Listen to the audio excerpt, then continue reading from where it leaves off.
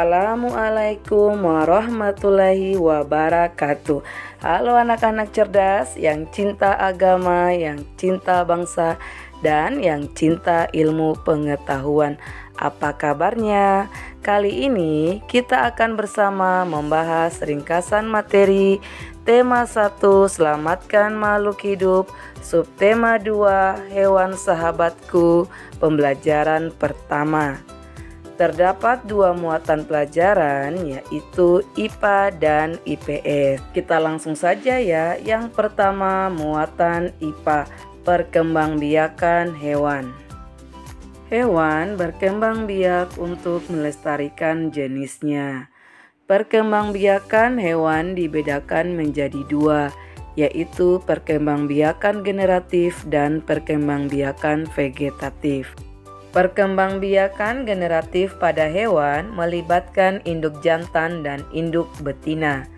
Pada perkembangbiakan tersebut dihasilkan embrio atau calon anak yang tumbuh di dalam telur bercangkang atau rahim betina. Ada 3 cara perkembangbiakan generatif pada hewan. Yang pertama, bertelur atau ovipar. Perkembangbiakan dengan cara ovipar, zigot akan tumbuh dan berkembang di dalam tubuh hewan betina hingga dibungkus oleh cangkang keras. Selanjutnya, telur akan dikeluarkan dari tubuh hewan betina. Hewan ovipar memiliki beberapa ciri-ciri, antara lain tidak memiliki daun telinga dan mengerami telurnya. Contohnya antara lain serangga, ikan, katak, cicak, ayam, dan burung. Yang kedua, dengan cara melahirkan atau vivipar. Perkembangbiakan dengan cara vivipar, embrio tumbuh dan berkembang di dalam rahim induk betina hingga siap dilahirkan.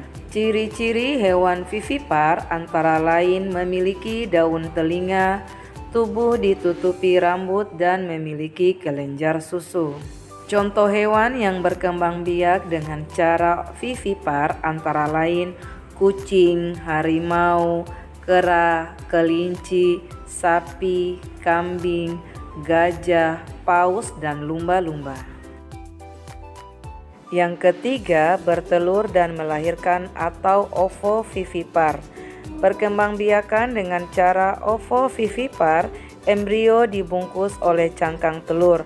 Telur tidak akan dikeluarkan oleh induknya, melainkan tetap bertahan di dalam induknya hingga menetas. Anak hewan dikeluarkan dari tubuh induk betina seperti melahirkan. Hewan ovovivipar tidak memiliki ciri-ciri khusus. Contoh hewan ovovivipar antara lain ular boa, ikan hiu macan, beberapa jenis kadal, dan kuda laut. Yang kedua, muatan IPS, potensi ekonomi negara-negara Asia Tenggara. Kawasan Asia Tenggara terletak pada jalur perdagangan dunia. Kawasan ini menjadi jembatan antara kawasan Eropa dan Asia Timur. Oleh karena itu, Asia Tenggara menjadi wilayah persaingan bagi pihak-pihak yang ingin memanfaatkan kedudukan strategis kawasan ini. ASEAN berperan sebagai wadah untuk menghindari persengketaan yang mungkin timbul. Dengan posisi yang strategis ini, setiap negara di kawasan Asia Tenggara memiliki kekayaan sumber daya yang menjadi kekuatan negara. Nah, sekarang mari kita lihat potensi ekonomi negara Brunei Darussalam. Negara ini terkenal dengan kekuatan sumber daya alam berupa minyak bumi dan gas alam. Brunei menjadi negara di Asia Tenggara yang memiliki pendapatan per kapita tertinggi karena gas alamnya. Berikutnya, Filipina. Filipina adalah sebuah negara kepulauan yang mata pencaharian sebagian besar penduduknya adalah di bidang pertanian. Filipina berhasil menjadi salah satu negara di dunia yang dapat membangun dan mengembangkan pertaniannya dengan baik. Beberapa produk unggulan hasil pertaniannya diekspor ke beberapa negara, seperti nanas, padi, kelapa, dan gula. Hasil pertanian ini juga yang menunjang perkembangan ekonomi negara ini. Selanjutnya, Indonesia. Sebagai negara kepulauan terbesar di kawasan ini, Indonesia memiliki ragam sumber daya alam yang sangat kaya. Banyak hal yang dapat dikembangkan untuk memperkuat perkembangan ekonomi Indonesia. Saat ini Indonesia mengekspor minyak dan gas bumi, tekstil, dan produk-produk dari kayu. Pertambangan menjadi salah satu pintu masuk para pengusaha mancanegara ke Indonesia. Keindahan alam Indonesia pun merupakan daya tarik yang menjadi sumber devisa negara dari sektor pariwisata. Selanjutnya, Kamboja. Di Kamboja mengalir Sungai Mekong. Di daerah di sekitar Sungai Mekong merupakan daerah yang subur. Mata pencaharian penduduk Kamboja adalah pertanian. Hasil pertanian Kamboja yang besar adalah padi dan karet. Selanjutnya, Laos. Laos bertetangga dengan Kamboja. Negara ini dilewati oleh aliran Sungai Mekong. Sama seperti di Kamboja, kegiatan pertanian banyak dilakukan di sepanjang aliran sungai ini. Sebagian besar hasil pertanian dinikmati oleh masyarakat Laos. Selanjutnya, Malaysia. Kegiatan ekonomi utama penduduk Malaysia adalah di bidang pertanian, pertambangan, dan perindustrian. Perdagangan internasional merupakan salah satu kegiatan ekonomi Malaysia yang mengalami pertumbuhan cepat. Peralatan elektronik, minyak, dan gas bumi diekspor ke negara lain. Produk dari kayu, minyak sawit, karet, tekstil, sepatu, dan bahan-bahan kimia diperdagangkan di dunia internasional. Selanjutnya, Myanmar.